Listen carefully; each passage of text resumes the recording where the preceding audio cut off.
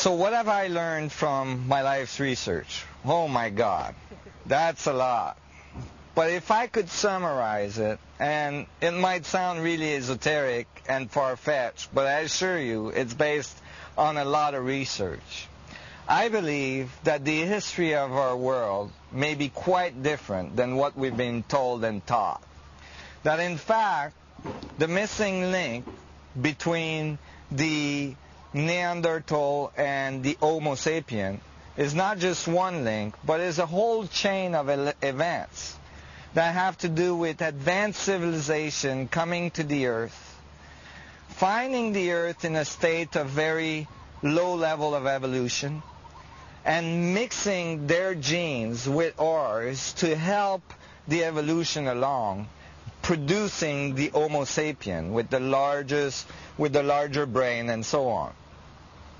This change or this advancement in our evolutionary step is described and in many, many different societies around the world, in ancient texts, in legends, in myth of creation, all defining these advanced civilization coming to the earth, called the sun gods or the sons of God, having children with the women of the earth, or mixing their genes with the people of the earth to produce this new human.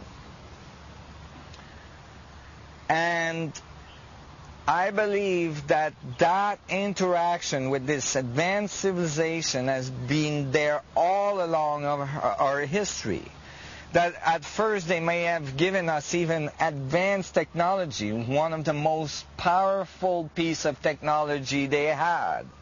A technology that could fly a ship or produce large amount of energy or produce fields that helps things grow, that can structure water, that can do all sorts of things that we would think of even today as miraculous.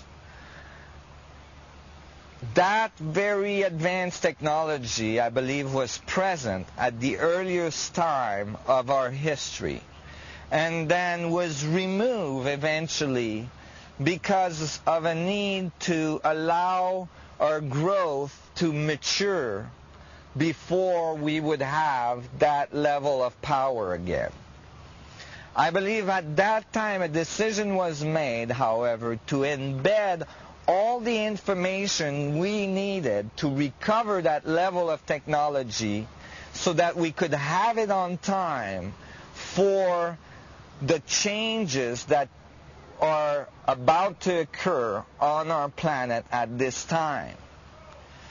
That information was embedded in religious belief and cultural structures, even in building practices, so that it would be encoded and passed on from generation to generation to this time for you and me to recover and decode and apply it properly for advanced technology and philosophy. The advanced technology that comes out of this knowledge could have fundamental repercussion on our society, which would change our society dramatically from a society that lives really on a flat plane to a society that has access to what I call the Z-axis, have access to our solar system and maybe even access to our galaxy.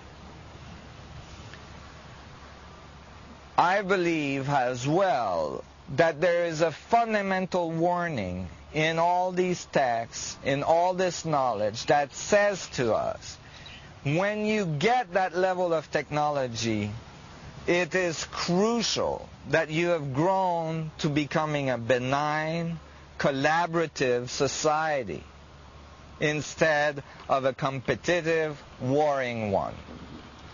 And I think, and I see around me, and I see in the development of this planet and of this earth, our society at this time, that we are learning those lessons very rapidly. The field is very polarized. Many people are choosing peace, spiritual involvement, and collaboration. And many are choosing war and competition. And it's becoming obvious which one is most powerful, which one is the one that is going to be necessary for our evolutionary step at this time in history. I think we're going to be pushed along to learn those lessons because of changes as well on our planet that is going to create a certain amount of stress on our society to force us to collaborate. I am so excited to be here at this time in history when we're about to cross the event horizon of our evolutionary development. To do it with you, to do it with all of us, in collaboration, in peace. I feel that we are entering into an era of galactic relationship when we can rise to our full potential and become the galactic beings that we are.